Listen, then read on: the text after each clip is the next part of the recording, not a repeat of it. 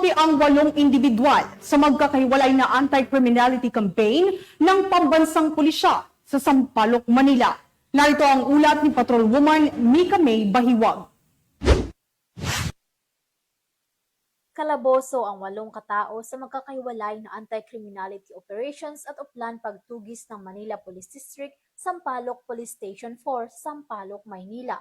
Base sa ulat, 4 sa 8 individual na nadakip ay mga wanted person kung saan isa ay si alias Bell, 55 anyos ang naaresto sa bisa ng warrant of arrest sa kasong illegal recruitment. Tiklo rin ang isa pang station level wanted person na si Nelson o alias Pakandong, 43 anyos, sa bisa ng warrant of arrest sa kasong illegal drugs. Nasa kote rin ang isa pang station level wanted person na si alias Carlo, 37 anyos, call center agent sa bisa rin ng warrant of arrest sa kaso rin na illegal drugs o paglabag sa Republic Act 9165.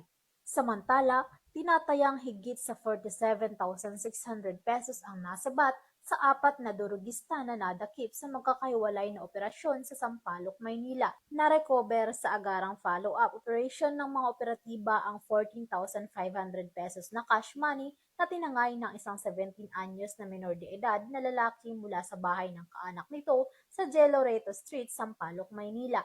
Sa kampanya kontra illegal na sugal naman ay hindi rin nagpapabaya ang mga kapulisan ng Sampaloc Police Station na kung saan regular ang pagpapatrolya at intelligence operation na nagresulta naman sa pagkatiklo sa 2 lalaki habang nagsusugal ng Cara E. Cruz sa Dos Castillas Street, Sampaloc. Kaugnay nito, lubos ang pakiusap at paalala ni Police Lieutenant Colonel Brillante Villawak, ang station commander ng Sampaloc PNP sa mga barangay at residente sa area para sa kanilang pakikipagtulungan kontra anumang uri ng sugal upang matiyak ang isang ligtas na pamayanan. Mula dito sa Metro Manila, ako ang iyong PNN correspondent, Patrolwoman Mika May Bahiwag, alagad ng batas, tagataguyod ng Balitang Pulis. Maraming salamat, Patrolwoman Bahiwag.